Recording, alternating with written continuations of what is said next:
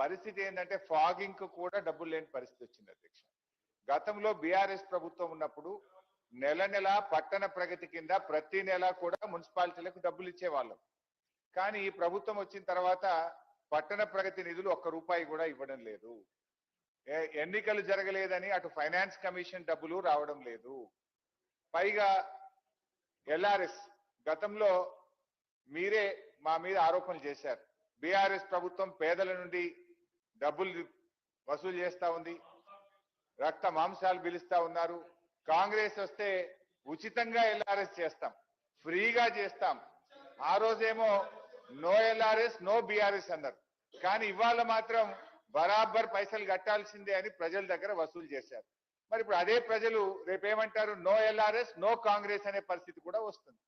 అయితే ఇక్కడ పాయింట్ ఏంటంటే నేను ఎల్ఆర్ఎస్ గురించి ఎందుకు తెచ్చానంటే, ఆ రోజు మా ప్రభుత్వం ఉన్నప్పుడే ఎల్ఆర్ఎస్ జీవో తెచ్చాం. ఆ జీవోలో చాలా స్పష్టంగా ఏం చెప్పినామంటే సర్టెన్ అమౌంట్ ఆఫ్ మనీ ఆ మున్సిపాలిటీ అభివృద్ధి కోసం కేటాయించడం జరుగుతుంది. సర్టెన్ అమౌంట్ ఆఫ్ మనీ ఆ అర్బన్ డెవలప్మెంట్ అథారిటీ అభివృద్ధి కోసం కేటాయించడం జరుగుతుంది. మరి ఎల్ఆర్ఎస్ మీద వచ్చిన డబ్బులు ఎన్ని, దాన్ని ఎప్పట్లోగా మున్సిపాలిటీలకు అందిస్తారు, ఆయా పట్టణాభివృద్ధి సంస్థలకు అందిస్తారో దయచేసి మంత్రి గారు చెప్పాలని నేను కోరుతా ఉన్నా. వచ్చిన డబ్బెంత, వాటిని మున్సిపాలిటీలకు పట్టణ అభివృద్ధి సంస్థలకు ఎప్పట్లోకి ఇస్తారు? ఎందుకంటే ఒకవైపు మీరు పట్టణ ప్రగతి బంద్ చేసిండ్రు, ఫైనాన్స్ కమిషన్ కేంద్ర ప్రభుత్వం బంద్ చేసింది, రాష్ట్ర ప్రభుత్వం నుంచి నయా పైసా మున్సిపాలిటీలకు ఇవ్వడం లేదు. ₹1 లేకుండా మున్సిపాలిటీలు ఎలా కొనసాగాలి?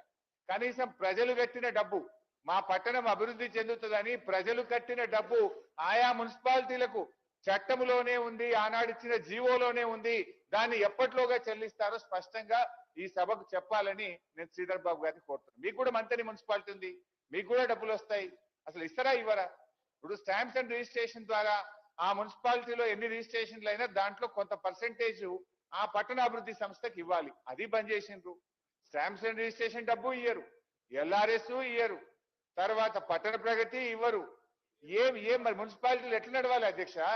మేము ఇన్ని మున్సిపాలిటీలు ఏర్పాటు చేసినాము, కొత్త మున్సిపాలిటీలు పెట్టినామని చెప్పడం కాదు కదా. ఆ మున్సిపాలిటీల పరిస్థితి ఏంది?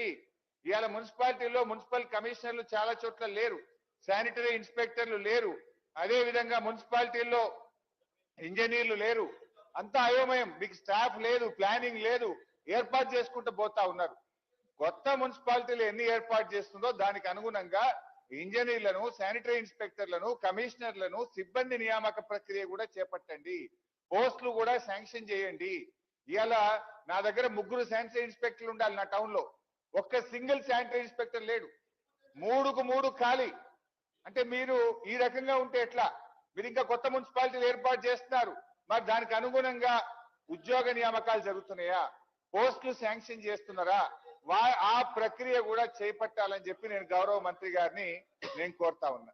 అధ్యక్ష, ఇంకో విషయం కూడా ప్రభుత్వం దృష్టికి తేవాలనుకుంటున్నా. గతంలో కేసీఆర్ గారు ఉన్నప్పుడు మీరు ఎందుకంటే సంగారెడ్డి జిల్లా గురించి చెప్పారు కనుక చెప్తున్నా. ఆ సంగారెడ్డి జిల్లాకు కేసీఆర్ గారు ఇదే మీరు చెప్పిన పటాన్చెరు నియోజకవర్గానికి, సంగారెడ్డి నియోజకవర్గానికి, జహీరాబాద్ నియోజకవర్గానికి 50 కోట్లు SDF నిధులు మంజూరు చేశారు. బాధ కలిగే రాష్ట్రంలో చాలా మున్సిపాలిటీలకు ఇచ్చారు. మా సవితకి చెప్తుంది, మీ ప్రభుత్వం రాగానే ఆ డబ్బులన్నీ రద్దు చేసినారు. ఆ రద్దు కూడా ఎట్లుందంటే పక్కనే మా దామోదరన్ ఉంటాడు, దానికి కూడా అందోల్ మున్సిపాలిటీకి కేసీఆర్ గారు SDF ఇచ్చారు. అందోల్ది మాత్రం ఉంచుకున్నారు, పని చేసుకున్నారు.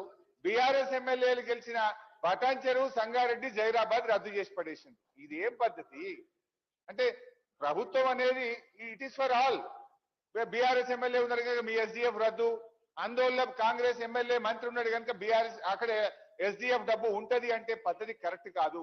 ఇప్పుడు జైరాబాద్ ప్రజలైనా, సంగారెడ్డి ప్రజలైనా, పటాన్చెరు ప్రజలైనా వాళ్ళు తెలంగాణ ప్రజలే కదా, వాళ్ళు పన్నులు కడుతున్నారు కదా, వాళ్ళకి ఎందుకు రద్దు చేశారు? దయచేసి ఈ 3 నియోజకవర్గాలే కాదు, రాష్ట్రంలో ఎక్కడెక్కడైతే గత ప్రభుత్వం SDF లో నిధులు ఇచ్చిందో ఆ పనులు చేపట్టాలని మీ ద్వారా కోరుతా ఉన్నాం. ఇకపోతే TUFIDC లో కూడా చాలా నిధులు శాంక్షన్ చేశారు. సరే, దానికి మీరు బడ్జెట్ అరేంజ్మెంట్ చేసుకోండి. కొత్తగా బ్యాంక్ నుంచి తెస్తారా, బడ్జెట్ నుంచి ఇస్తారా, ప్లాన్ చేయండి. కానీ TUFIDC కూడా క్యాన్సిల్ చేసినారు. ఇవాళ ఎక్కడెక్కడైతే ప్రతిపక్ష ఎమ్మెల్యేలు ఉన్నారో, మా జిల్లాదే చెప్తున్నాను, అందోల్లో మంత్రి గారు ఉంటే TUFIDC మా గవర్నమెంట్ శాంక్షన్ చేసిన పనులు అవుతున్నాయి. పక్కన జైరాబాద్ బంధు, సంగారెడ్డి బంధు, సదాశివపేట బంధు, పటాన్ చెరువు బంధు, దుబ్బాక బంధు, రాష్ట్రంలో మా బీఆర్ఎస్ బీజేపీ ఎమ్మెల్యేలు ఉన్న చోట టీయూఎఫ్ఐడిసి బంద్ చేశారు. మా పొన్నమన్న దగ్గర కూడా నడుస్తుంది టీయూఎఫ్ఐడిసి. అదే మా సిద్దిపేట జిల్లాల సిద్దిపేట బంధు, దుబ్బాక బంధు, గజ్వేల్ బంధు, చేరియాల బంధు, ఒక్క పొన్నమన్న దగ్గర మాత్రం టీయూఎఫ్ఐడిసి నడుస్తుంది. ఎందుకు? అక్కడ కాంగ్రెస్ ఎమ్మెల్యే. ఇది కరెక్ట్ కాదు. సో దయచేసి మా సబ్మిషన్ మీతోని ఎల్ఆర్ఎస్ డబ్బులు విడుదల చేయండి, అదే విధంగా స్టాంప్స్ అండ్ రిజిస్ట్రేషన్ డబ్బులు విడుదల చేయండి, పట్టణ ప్రగతి డబ్బులు విడుదల చేయండి.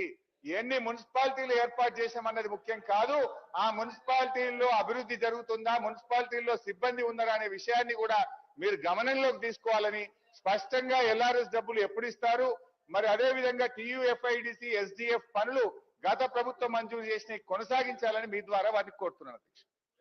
సార్, ప్రతి సందర్భంలో కూడా హరీష్ రావు గారు సార్ బిల్లు ఒకటి ఉంటే వారు వేరే విషయాలు మాట్లాడతారు. సార్ ప్రజలను సభను ప్రకదారి పట్టించే కార్యక్రమం చేస్తారు వారికున్న అనుభవం ద్వారా. ఈ రోజు మేము చెప్తా ఉన్నాం అధ్యక్ష, అన్ని విషయాల విషయంలో ఒకటి మొదటి నుంచి అభివృద్ధి, మరి సిద్దిపేటలో ఫాగింగ్ కి సంబంధించి, ఎల్ఆర్ఎస్ కి సంబంధించి, ఎస్డిఎఫ్ కి సంబంధించి, టీయూఎఫ్ఐడిసికి సంబంధించిన అన్ని అంశాలు లేవనెత్తారు అధ్యక్ష. నేను ఇంత పూర్వకం కూడా చెప్పాను, ఇది ఒక షార్ట్ నోటీస్ ద్వారా రండి, అవకాశం ఇచ్చినప్పుడు రండి, మాట్లాడదాం, చర్చకు సిద్ధం. మేము ఈరోజు మున్సిపాలిటీస్ కార్పొరేషన్ కు సంబంధించిన అభివృద్ధి విషయంలో ఎక్కడా కూడా నిధుల పరంగా ఇబ్బంది లేకుండా కనీస అవసరాలు తీర్చే ఒక కార్యాచరణ తీసుకొని ఆనాడు మీరు ఇచ్చిపోయారు. ఆర్థిక వ్యవస్థ ఏ విధంగా ఉండెనో దాన్ని సరి చేసే కార్యక్రమంలో కార్యాచరణలో ఉండుకుంటూ కూడా ఎక్కడ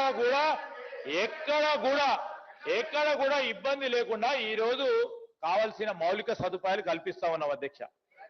ఈరోజు మీరు కలెక్టరేట్స్ ని 33 జిల్లాలకు సంబంధించిన కొత్త కార్యాలయాలని కలెక్టరేట్స్ సంబంధించి ఏదో చెప్పేసినాక అక్కడ సిబ్బంది లేరు, డబ్బులు ఇవ్వలే, కాంట్రాక్టర్లకు డబ్బులు కూడా ఇవ్వలే సార్. కలెక్టరేట్లు అట్లా కట్టేసి వదిలేసిండ్రు. మేము మా లెగసీ, మీ లెగసీ మేము తీసుకోవాల్సి వస్తుంది, తీసుకున్నాము, డబ్బులు కట్టేసినాము. సిబ్బంది ఈరోజు గ్రూప్ 1 కానీ, గ్రూప్ 2 కానీ, గ్రూప్ 4 నియామకాలను కూడా పూర్తి స్థాయిలో ఈరోజు దాదాపు 65 పైచలకు ప్రభుత్వ ఉద్యోగ ఖాళీలను భర్తీ చేసి కొత్త ఉద్యోగాలు ఇచ్చి నింపుతా ఉన్నాం అధ్యక్ష.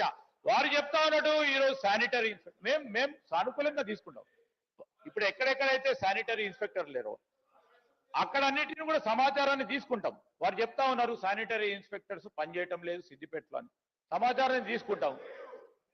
లేరు, అవసరం ఉన్న చోట తప్పకుండా ఇచ్చే కార్యాచరణ ఉన్నాం కనుక, మేము చేస్తా ఉన్నాం కనుక వారు అడుగుతా ఉన్నారు.